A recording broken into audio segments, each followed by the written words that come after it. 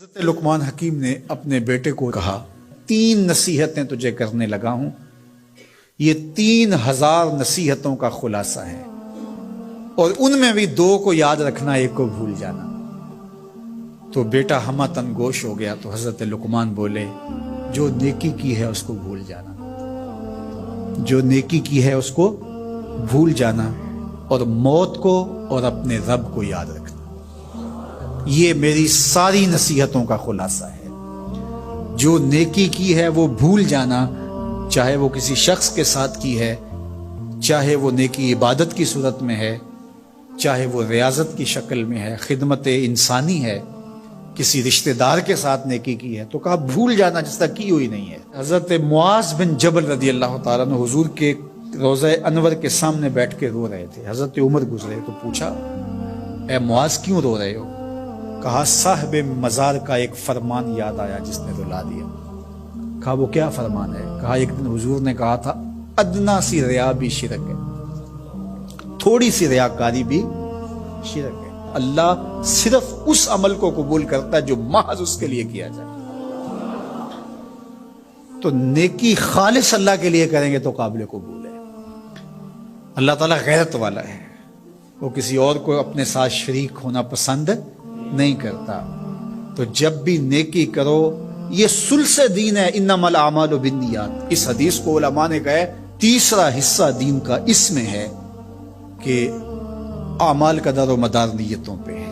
نیت کا خالص ہونا شرط ہے، ورنہ محنت بھی کی، سجدے بھی کیے، خیراتیں بھی کی، سب کچھ کیا، لیکن نامہ اعمال میں 0 کو ہوگا۔ کیتی کتری پئی کھو محمد تے سکہ بنیا زردہ۔ تو ریاء سے بچنے کی تلقین کی گئی۔ حضرت لقمان حکیم نے کہا جو نیکی کی ہے اس کو بھلا دینا، اللہ کو اور اپنی آخرت کو کبھی فراموش نہ کرنا۔ جب آخرت مستحضر رہتی ہے، ہر وقت بندہ خیال میں رہتا ہے کہ میں اللہ کے حضور پیش ہونا ہے، ایک میدان لگنا ہے، وہاں ترازو گڑے گا، اعمال تولے جائیں گے، تو خود بخود اپنا محاسبہ کرتا رہتا ہے۔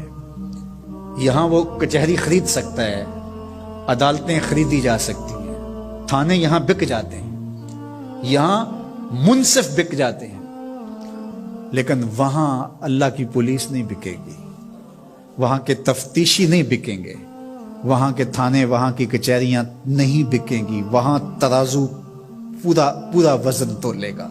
یوم تبلی السرائر فما له من قوت ولا ناصر۔ فرمایا جس دن راز کھول دیے جائیں گے، کوئی کسی کی مدد نہیں کر پائے گا، اور نہ کوئی طاقت سے اپنے عیب کھلنے سے روک سکے گا۔ تو جب مستحضر ہوگا کہ میں اللہ کے حضور پیش ہونا ہے، ایک کچہری لگنی ہے، ایک عدالت لگنی ہے۔ آج مکار آدمی، جھوٹا آدمی، خائن آدمی، بد کردار آدمی بچ کے نکل جاتا ہے، عدالتوں کو چکمے دے جاتے ہیں لوگ، عدالتیں خرید لیتے ہیں، دھمکا لیتے ہیں، سب کچھ ہو جاتا ہے اس دنیا میں۔ طاقتور کی کوئی بات نہیں کرتا، کمزور پھٹے چڑھا دیے جاتے ہیں، لیکن ایک عدالت ایسی لگنے والی ہے جہاں انصاف ہوگا، جہاں عدل ہوگا۔ تو اس لیے کہا کبھی اس کو فراموش نہیں کرنا، اور دوسرا اپنے رب سے کبھی بھی غافل نہیں ہونا۔ اپنے رب سے جو غافل ہو جاتا ہے وہ زندگی کے مقصد کو کھو بیٹھتا ہے، اور اسی کو رومی کہتے ہیں دنیا ہے یہ چیز، دنیا از خدا غافل بدن۔ دنیا کیا ہے؟ کہا سونے چاندی ہیرے جواہرات کا نام دنیا نہیں ہے، خدا سے غافل ہو جانے کا نام دنیا ہے۔ تو اس لیے اللہ کے ذکر سے، اس کی یاد سے، اس سے کبھی بھی غافل نہیں ہونا چاہیے۔ اور اگر کوئی اس سے غافل ہو گیا تو سن لو وَلَا تَكُونُوا كَالَّذِينَ نَسُوا اللَّهَ فَأَنسَاهُمْ أَنفُسَهُمْ اولئک هم الفاسقون۔ کہا ان لوگوں کی طرح نہ ہو جانا جو خدا سے غافل ہو گئے۔ تو جب وہ خدا سے غافل ہو گئے، اللہ نے انہیں ان کی ذاتوں سے بے خبر کر دیا۔ کسی نے کہا اقبال سے کہ تو نے خود ہی کا سبق کہاں سے لیا تھا؟ کہا قرآن کی اس آیت سے لیا تھا۔